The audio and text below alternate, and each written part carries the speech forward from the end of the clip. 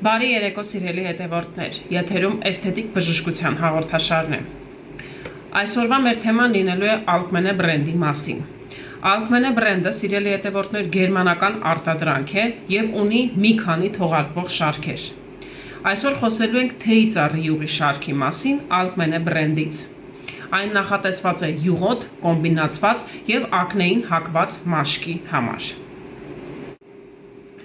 Alkmene-ի թեյի ծառի յուղի շարքը իր մեջ պարունակում է երկու շատ կարևոր բաղադրիչ։ Մեկը հենց թեյի ծառի յուղն է, մյուսը ցինկը։ Թեյի ծառի յուղը ունի հակաբորբոքային, հակասեպտիկ, հակաբակտերիալ, ինչպես նաև ակնեն կանխարգելող ազդեցություն, իսկ ցինկը ունի մաշկում խոնավությունը պահող եւ ճարպի քանակը կարգավորող ազդեցություն։ Սիրելի հետևորդներ, եթե դուք ունեք յուղոտ եւ կոմբինացված մաշկ, սակայն չունեք ակնե հիվանդություն, ապա կարող եք Alkmene-ի խնամքի միջոցները նաև կիրառել ձեր ամենօրյա խնամքի մեջ։ Իսկ եթե ունեք եւ յուղոտ կոմբինացված մաշկ եւ ակնե հիվանդություն, այս դեպքում կրկին կարող եք Alkmene-ն կիրառել ձեր ամենօրյա խնամքի մեջ։ Alkmene բրենդի թեյի ծառի յուղի շարքը հանդես է գալիս իր լվացման փրփուրով եւ լվացման գելով, ունի դեմքը տոնուսավորող տոնիկ, ունի լավ խոնավացնող նրբակ սուկ, ինչպես նաև ստիկ, որը նախատեսված է ակնեի հետքերի համար։ Առաջին քայլը, որը պետք է կատարեք, եթե օգտվելու եք Alkmene խնամքի միջոցներից թեյի ծառի յուղի շարքից, լվացման փրփուր կամ լվացման գելն է։ Երկուսից մեկը կարող եք ընտրել, այստեղ տարբերությունը միայն տեքստուրայի մեջ է։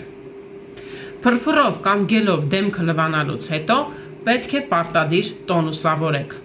Alkmene-ի տոնիկով, որը նախատեսված է հենց մաշկը տոնուսավորելու համար։ Յուրաքանչյուր լվացումից հետո դեմքի տոնուսավորումը պարտադիր է։ Տոնիկները մեր դեմքի մաշկին հաղորդում են առողջ փայլ, տեսք, ինչպես նաև կատարում են տոնուսավորում։ Եթե կինը քայլ առ քայլ կատարում է խնամքը, չբացառելով տոնիկների օգտագործումը,